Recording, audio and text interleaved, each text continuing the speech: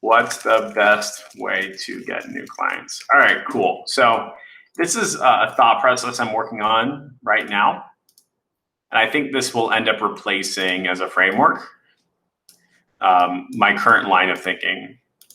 So right now, for the most part, agency life is this weird catch-22 of like, you need a case study to get a client, you need a client to get a client. If you don't have a client, how you can get a case study? Like, you don't have a job, how you can get a job type stuff.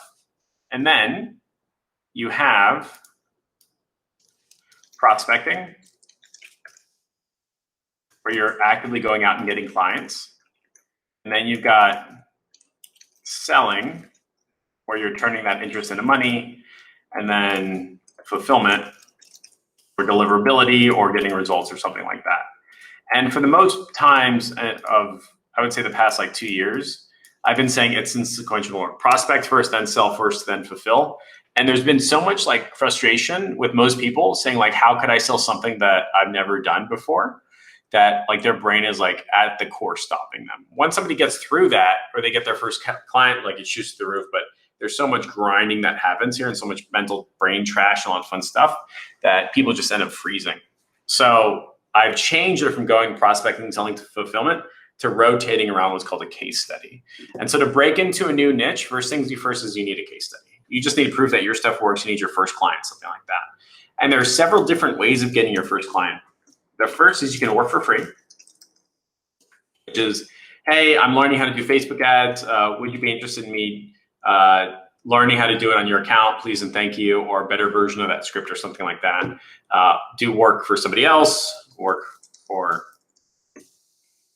there's also an option where you're like, hey, I've been working for this other company that does Facebook ads for plumbers, and now I'm out on my own, and I have all this experience, something like that. Another kind is do it for yourself, which is, hey, I've been doing Facebook ads for myself, and I can generate interest and get people on the phone, and I want to train you on how to do it for yourself. And I think as a plumber, you would be in your big advantage to be able to generate 5, 10, 15 phone calls. And if I can do it for myself attracting plumbers, you can do it for you to attract plumbing customers. I'll show you how to do it. That's an option. And then finally is the case study for peanuts. And this was taught to me by Robert Dubrovich.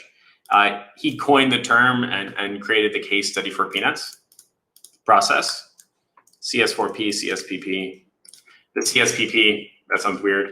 But what you're literally doing is creating a brand new business on Facebook and doing for that business what you would do for your client. So let's just say, hey, I'm trying to break into plumbing. Great, so set up a plumbing business on Facebook, business page, put your phone number on there and run plumbing ads and see if you can get phone calls. And I did this for my current niche right now, and it's like pretty cool. You can set up your phone to where like you pick it up, do a qualification call, and figure it out from there. You can set up to where like they leave a voicemail and then give the required information on there. And it's pretty cool. You can get like 90% of the way. The last step is like going to their house as a plumber, which you're not going to do, right? But you can literally just get them on the phone and say like, hey, that sounds like it's a good fit. Can I call you back in 15 minutes? I'll have my boss call you and confirm some information. You don't call them back or something like that. Or you live transfer to your future client or something like that. So to answer your question, and I can't see who wrote this because BeLive is having a hard time, but the coolest thing that I could do for myself if I needed a case study is to set up a fake business and then just do it. Doctor, lawyer, accountant, movers, furniture store, people that sell mugs, whatever it is, just set up a fake business and then just run ads. And then after like 2 weeks or so, and let's just say you spend like $100, you can go to anybody in that client and anybody in that niche and anybody in the industry and be like, look, I've been doing this for myself as like a fake business. I'm getting like 3 or 4 phone calls a day. Can I just do this for you? I don't know if these people are serious, but hey, if they're leaving a voicemail with like, that's 5 minutes long, telling me everything they want to quote, I mean, that's gotta be good as it could be, right? Like, would you like me to do this for you? And I just want to charge you $1,000, that's it. And so now what has happened is you are taking action consistently. You're using money to shortcut your time, and you're generating case studies for yourself. That process is pretty cool, and is like a very BSD or big swinging moment, right? And it's very, very useful. So to answer your question, if you're trying to break into a new niche, I think this might be the easiest and best way to do it. I think this is obvious, but would take too long. This is applicable, but you're not a plumber. I'm just pretending that you're doing plumbing. And sometimes when you're on the phone with the plumber and you're like, yeah, I could do it. I do it for you. I could teach you how to do it. Not so much. This is like kind of okay, but sometimes people are like against that. And they're like, I get all these DMs all the time. You don't stand out.